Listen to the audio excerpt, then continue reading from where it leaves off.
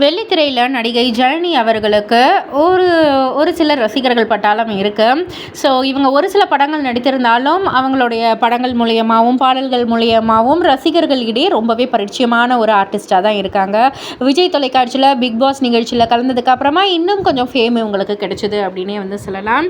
திடீர்னு அவங்களுடைய social media பக்கத்தில் ஒரு சூப்பரான சந்தோஷமான ஒரு நியூஸ் ஃபோட்டோஸை தான் வந்து போஸ்ட் பண்ணியிருக்காங்க. அவங்களுக்கு திருமணம் ஆகியிருக்கு.